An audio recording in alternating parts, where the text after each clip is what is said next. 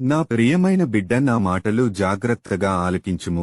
నేను ఎన్నిసార్లు చెప్పినా నీవు అర్థము చేసుకోవడం లేదు. ఎందుకని అజాగ్రత్తగా ఉంటున్నావు? అలా ఉండకూడదు. నీకోసమే కదా పరలోకమును వీడి భూలోకమునకు వచ్చాను. నిన్ను రక్షించడానికి. నీవు పాపములో పడకుండా ఉండాలని, నన్ను శోధించిన సాతాను నిన్ను శోధించకుండా ఉండాలని, నీవు పరలోక రాజ్యము చేరాలని, నా యొద్ద నీవు ఉండాలని నేను నీకోసము ఈ మాటలు చెబుతున్నాను. నీవు చేసిన పాపముల కొరకు మీకు విడుదల కలుగచేయాలని, విముక్తి కలుగచేయాలని. నీవు ఎన్ని పాపాలు చేసిన, మోసాలు చేసిన, అబద్ధాలు ఆడినా, దొంగతనం చేసిన, వ్యభిచారం చేసిన ఎదుటివానిది ఆశించకూడదని ఎన్నిసార్లు చెప్పాను. నీవు స్వార్థము కోసము అసూయతో, ద్వేషముతో, కుట్రతో, కుతంత్రాలతో, కపట వేషధారి వలె ఉన్నా నేను నిన్ను పరలోక రాజ్యములో చేర్చాలని నా ఆశ, కోరిక. కాబట్టి నీ పాపము మానుకో. నేను కుంటి వారిని నడిపించాను, బాగుచేశాను, గ్రుడ్డివారికి చూపును దయచేశాను, రోగులను స్వస్థపరిచాను, మూగవారు మాట్లాడేలాగా చేశాను, చెవిటివారు వినగలిగేలాగా చేశాను, చనిపోయిన వారిని లేపాను, పాపులను క్షమించాను.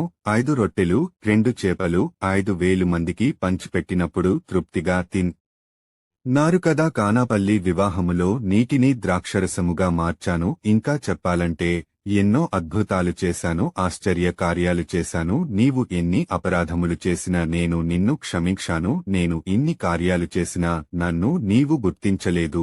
నీవు నన్ను అధికారుల ముందు దోషిగా నిలబెట్టావు, కొరడాలతో కొట్టావు, నా ముఖము మీద ఉమ్ము వేశావు, పిడికిళ్లు గుద్దులు గుద్దావు, గడ్డం పట్టుకుని లాగావు, సిలువ భుజం మీద మోపి కొరడాలతో కొట్టుకుంటూ గొల్గతా స్థలానికి తీసుకెళ్లావు, సిలువు వేశావు, బల్లముతో పొడిచావు, వస్త్రాలు చీల్చి సీట్లు వేసి పంచుకున్నావు. నాకు దాహం అయితే చేదు సెరకను ఇచ్చావు, సిలువ పైన చనిపోయాను, నన్ను సమాధి చేశారు. నేను చెప్పినట్లుగా 3వ దినమున సమాధి నుండి లేశాను, పునరుత్థానము చెందాను. 40 రోజులు అందరికీ కనిపించి పరలోకమునకు వెళ్లాను. అయినా నిన్ను క్షమిస్తున్నాను. ఇప్పటికైనా నా బిడ్డగా మారు, హృదయ పరివర్తనము చెంది మనస్స మార్చుకుని బాప్తిసం పొందుకో. నీవు చనిపోయాక సమాధి చేస్తారు కదా, నీవు కూడా పునరుత్థానము చెందుతావు. నీవు నాతో కూడా పరలోకములో ఉండాలని ఈ మాటలో నీకు చెబుతున్నాను. నా రాజ్యములో ఆకలి దప్పికలు ఉండవు, సంతోషము, ఆనందము ఉంటుంది. భూలోకములో అందరూ సమానులే, నా పరలోక రాజ్యములో